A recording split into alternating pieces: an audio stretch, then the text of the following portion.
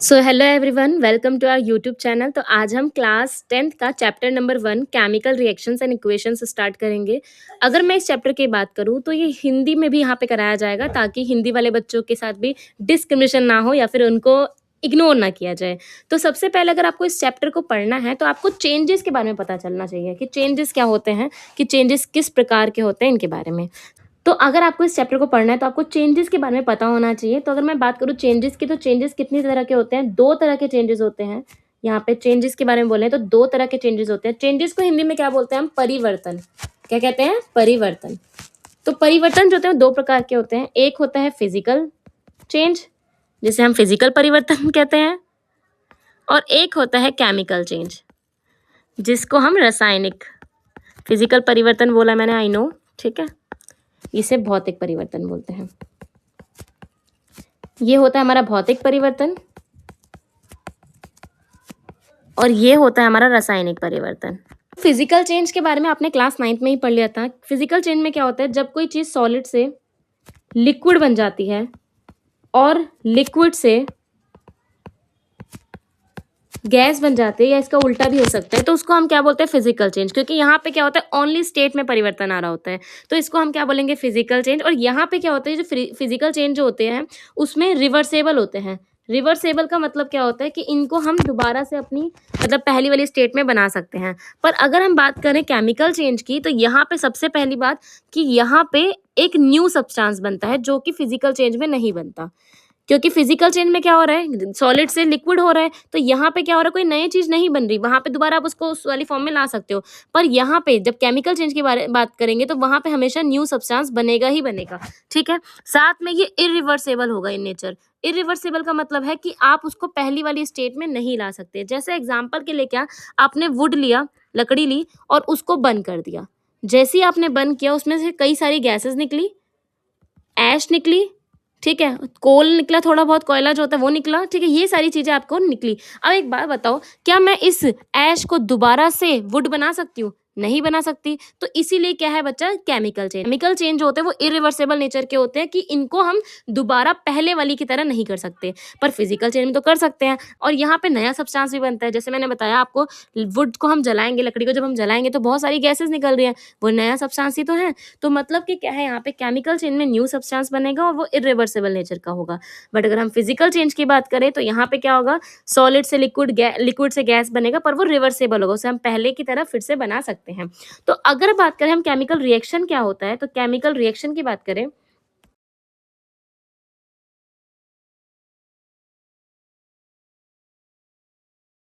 The chemical reaction is the process, the chemical,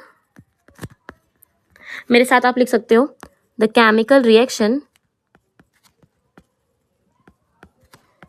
is the process in which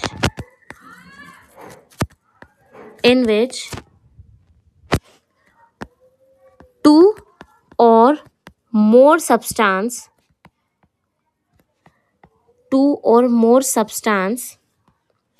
combine to form new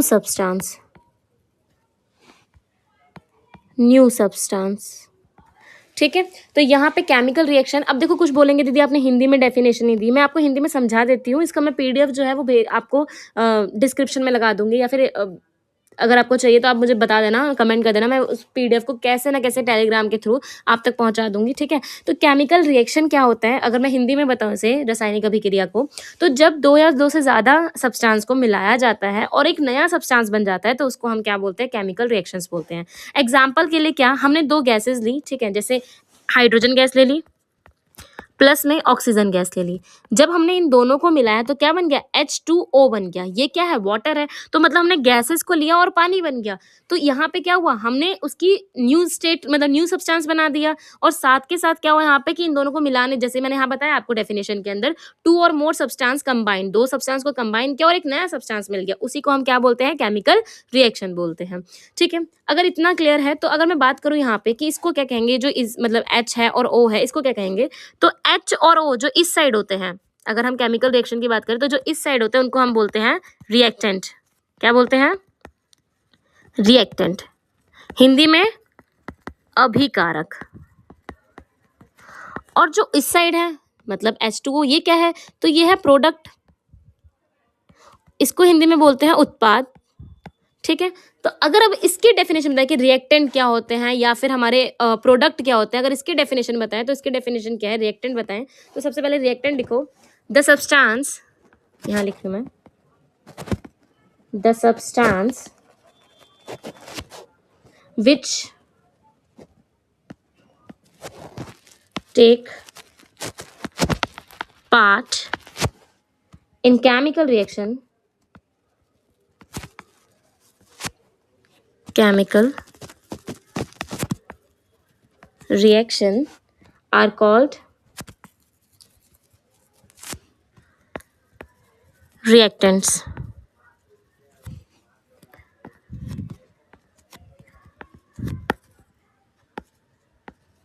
reactants। अगर हम product की बात करें तो product की डेफिनेशन क्या होगी? The substance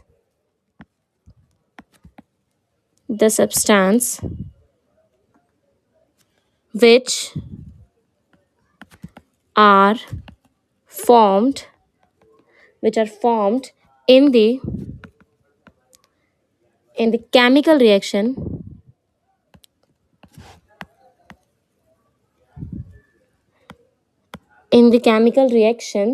are called product. ठीक है, तो मतलब जिन्होंने पार्टिसिपेट किया है उनको हम क्या बोलेंगे? रिएक्टेंट बोलेंगे इस वाली साइड को, और जो उस साइड है उसे हम क्या बोलेंगे? प्रोडक्ट बोलेंगे। आई होप आपको इतना क्लियर हो गया होगा कि फिजिकल चेंज क्या होते हैं या फिर केमिकल चेंज क्या होते हैं, और साथ के साथ रिएक्टेंट क्या है, प्रोडक्ट क्या है, केमिकल रिएक्शंस क्या हैं। अगर मैंने बस यहाँ पे एक चीज़ दिखी कि मैंने केमिकल चेंज बता दिया पर आपको एग्जाम्पल नहीं दिया, बस वुड वाला दिया। अगर मैं इसके अलावा और एग्जाम्पल दूँ तो इसका एक और एग्जाम्पल आप लिख सकते हो, रस्टिंग ऑफ आयरन। ठीक है, रस्टिंग ऑफ आयरन, जैसे हिंदी में क्या बोलेंगे? लोहे में जंग लगना। ठीक है, तो आगे बढ़ते हैं। हाँ, अगर आपको इतना क्लियर हो गया तो अगर मैं पूछूं कि change acre during the chemical reaction, मतलब यहाँ जब केमिकल रिएक्शन होता है तो उसमें कुछ चेंजेस देखने को मिलते हैं हमें, तो हाँ भैया बहुत सारे चेंजेस देखने को मिलते हैं। अब क्या चेंजेस देखने को मिलते हैं, चलो इसके बारे में पढ़ते हैं। Changes acre during a chemical reaction. ठीक है, तो change acre during the chemical reaction होते टाइम पे या होते वक्त क्या क्या चेंजेस हमें देखने को मिलते हैं, तो अगर हम बात करें उसके बारे में तो सबसे पहला चेंज है चेंजिंग इन स्टेट। स्टेट का मतलब होता है अवस्था में परिवर्तन। क्या होता है? अवस्था में परिवर्तन। ठीक है, तो अगर हम चेंजिंग इन स्टेट की बात करें कि इसकी स्टेट में भी चेंज आ जाता है, जैसे एग्जांपल के लिए क्या, चेंजिंग इन स्टेट, अगर हम बात करें स्टेट में चेंज होता है तो हाँ भैया, सॉलिड से लिक्विड, लिक्विड से गैस, या फिर गैस से लिक्विड, ये भी हो सकता है। जैसे गैस से लिक्विड का मैंने आपको एग्जांपल भी दिया, यहाँ देखो ना, H2 और H और O मतलब जो है वो मिले और क्या बना दिया? H2O बना दिया, तो दो गैसेस मिले और पानी बना दिया। तो अगर ऐसा मतलब कि यहाँ पे केमिकल चेंज में जरूरी नहीं कि बस फिजिकल चेंज में ही होता है, यहाँ केमिकल चेंज में भी क्या होगा? स्टेट में परिवर्तन आ सकता है। साथ के साथ और बोलूँ मैं एग्जाम्पल दूँ तो चेंज इन कलर,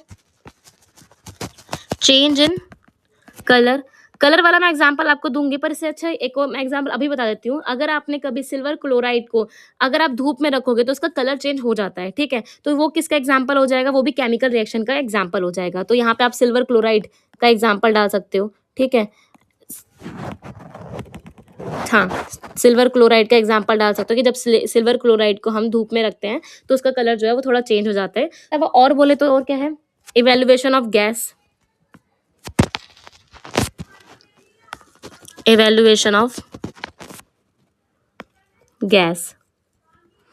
जैसे कि इसमें एग्जांपल हम क्या देंगे, जब आपने देखा हो चूने के अंदर अगर पानी डालोगे तो वहाँ पे एक केमिकल रिएक्शन होता है जिसकी वजह से क्या होता है, बहुत ज़्यादा हीट निकलती है। तो कई बार गैसेज़ भी निकलती हैं। बाकी अभी अभी मैंने आपको वुड का एग्जांपल दिया। जब लकड़ी जलाई हमने तो क्या हुआ, गैस निकली, तो इवैल्यूएशन ऑफ गैस भी होता है कि गैस भी निकलती है। टेम्परेचर चेंज हो जाता है, जैसा अभी मैंने बताया अभी कि हीट निकलती है, तो change in temperature, change in temperature. तो मतलब कि क्या, यहाँ पे हमने 4 पॉइंट बताया कि जब हमारा केमिकल चेंज होगा तो वहाँ पे कैसे पता चलेगा हमें केमिकल चेंज। अगर हमारे यहाँ पे ये चीज़ें हो रही है, जैसे कि स्टेट चेंज हो रही है और चेंज इन कलर हो रहा है, इवोल्यूशन ऑफ गैसेस हो रही है, चेंज इन टेम्परेचर हो रहा है, तो उसको हम क्या बोलेंगे कि ये क्या है, केमिकल चेंज है। ठीक है। अच्छा, अभी क्वेश्चन आता है कि हम ये आपने अभी देखा कि यहाँ पे ध्यान से देखो, हाँ, यहाँ पे H कितना है 2, यहाँ पे O कितना है 2, यहाँ H कितना है 2 और यहाँ O कितना है 1। तो मतलब तुम्हारे मन में दिमाग में एक खटका नहीं कि यहाँ पे क्या H तो 2 है, O 2 है, यहाँ पे ऐसा क्यों है कि यहाँ पे O 1 क्यों है। तो अगर देखो, याद रखना कि ऐसी क्वेश्चन जब भी आपको देखने को मिल जाए कि यहाँ पे H2 प्लस में O2 मिला और क्या बन गया, H2O बन गया, यहाँ पे ये 2, यहाँ पे सिंगल, यहाँ पे 2, यहाँ पे सिंगल, मतलब ऐसी इक्वेशन है तो मतलब कि बैलेंस नहीं है। ऐसी इक्वेशन को हमें क्या करना पड़ेगा, बैलेंस करना पड़ेगा। क्यों बैलेंस करें पहली बात तो, और ऐसी इक्वेशन को हम बोलते क्या है जो ऐसी अनबैलेंस होती हैं। तो याद रखना, जो ऐसी अनबैलेंस इक्वेशन है इनको पहली बात तो अनबैलेंस ही बोलते हैं। पर अगर हम बात करें कि साइंस के टर्म में एक और कोई नाम है, तो हाँ भैया, क्या नाम है, स्केलेटन इक्वेशन, स्केलेटन इक्वेशंस। अब जैसे स्केलेटन होता है बिना मसल्स के, ये इधर उधर गिरता रहता है, मतलब बैलेंस नहीं होता, तो सेम वैसे ही हमारी इक्वेशंस हैं जो बैलेंस नहीं होती। तो इस वजह से इनको हमें क्या करना पड़ता है, बैलेंस करना पड़ता है। अच्छा, बैलेंस करने का मेन रीजन यही ना कि ये बैलेंस नहीं है इस वजह से इनको बैलेंस करना पड़ रहा है, नहीं, बैलेंस करने का रीजन कुछ और है। क्या रीजन है, अगर किसी को पता हो तो, why we balance the equation, ये क्वेश्चन है, बनता है पेपर में, अभी यूटीज आ रहे होंगे आपका, आपके उसमें बनेगा ये, why we balance the equations, हम इक्वेशंस को बैलेंस क्यों करते हैं, बताओ बताओ बताओ। तो याद रखना बच्चा, इक्वेशंस को बैलेंस करने के लिए अगर आपने क्लास 9 सही से पढ़ी है तो आपने पढ़ा होगा क्या, law of conservation of mass. क्या बोलता है law of conservation of mass, याद करो, law of conservation of mass किसने दिया था, ये लेविशियर भैया ने दिया था। और ये बोलता क्या है, तो याद रखना, the mass neither can be created, neither can be created nor can be destroyed।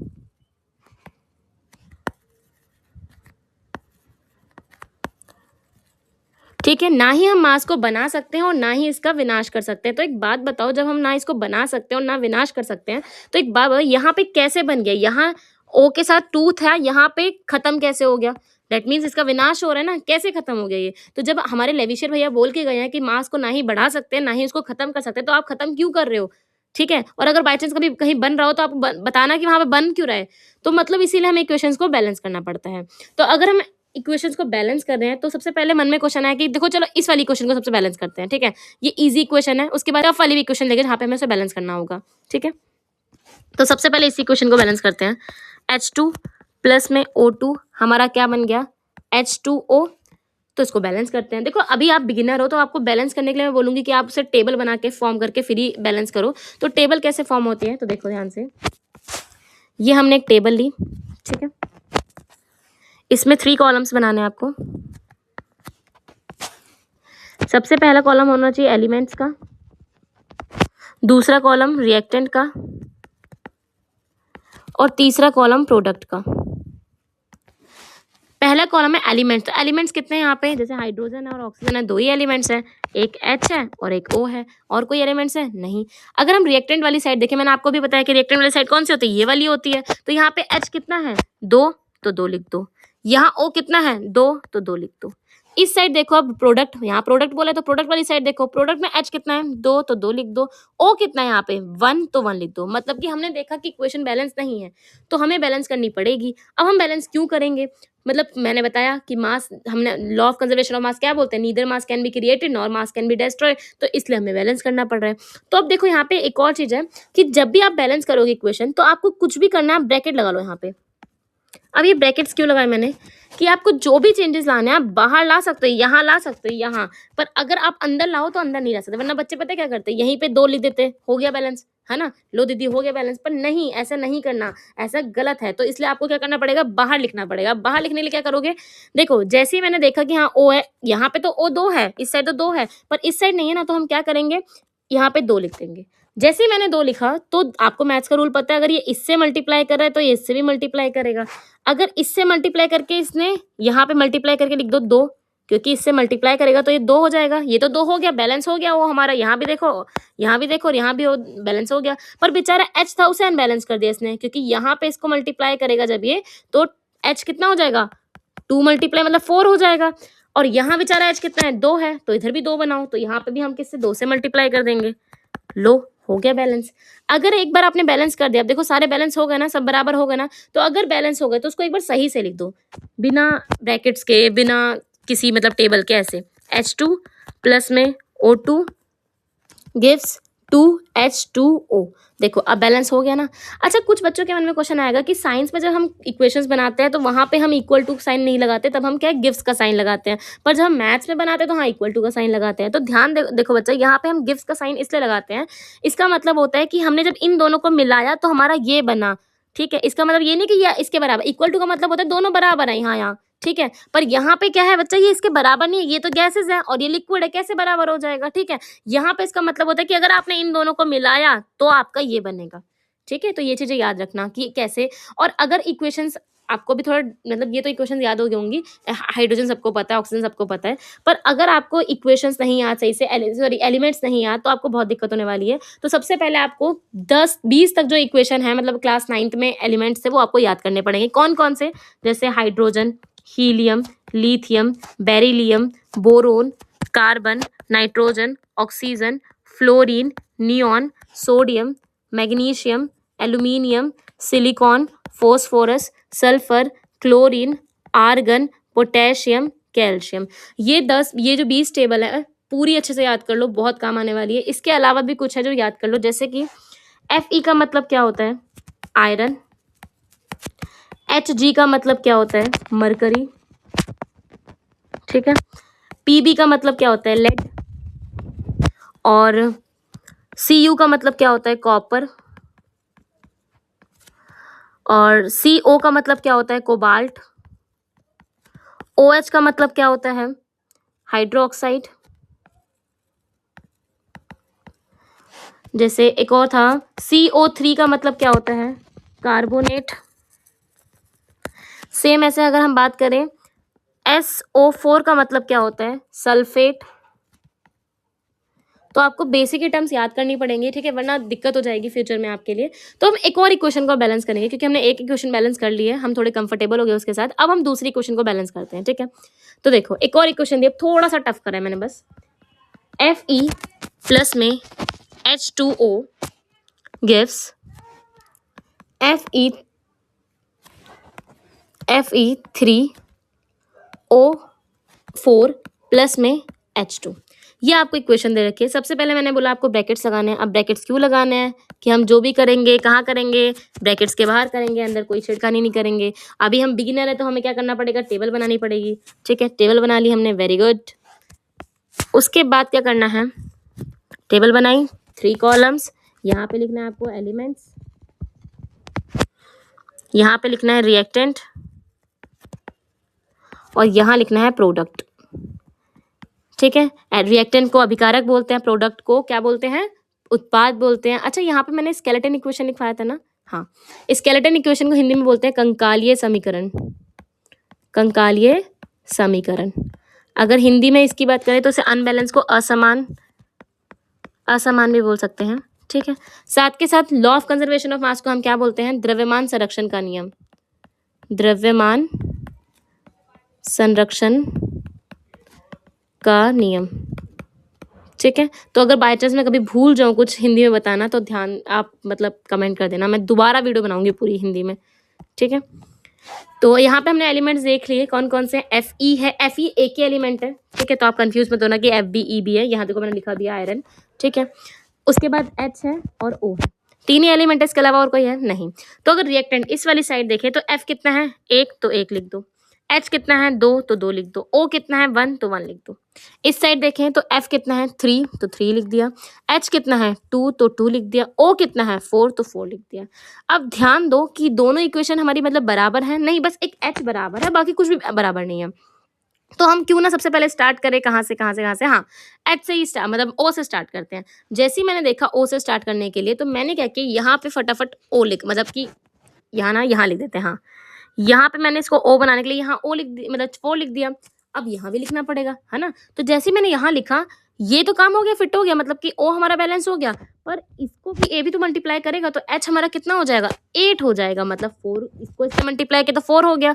पर जब इसको इससे मल्टीप्लाई किया H2 को 4 से, तो ये 8 हो जाएगा ना, 4 2 जा 8। तो यहाँ पे 4 से मल्टीप्लाई किया, ये तो 8 बन गया।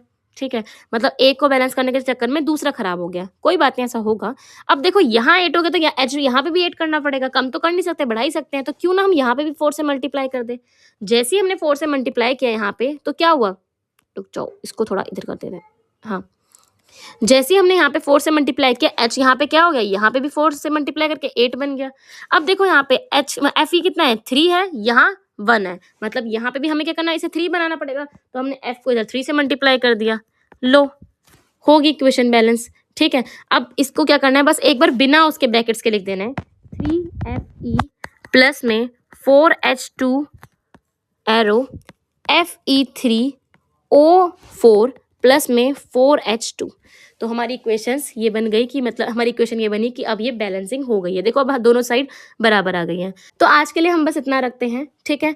बाकी ये इतना रिवाइज करना, अच्छे से याद करना, कोई डाउट हो कुछ भी हो तो कमेंट सेक्शन में बता देना। मैं जो इसका सेकंड पार्ट बताऊंगी उसमें जो भी आपके डाउट्स होंगे उसको क्लियर कर दिया जाएगा। साथ में इस चैप्टर के जितने भी पॉसिबल क्वेश्चन हैं, जितने भी इंपॉर्टेंट क्वेश्चन हैं, वो हम इस वीडियो में कवर करवाएंगे।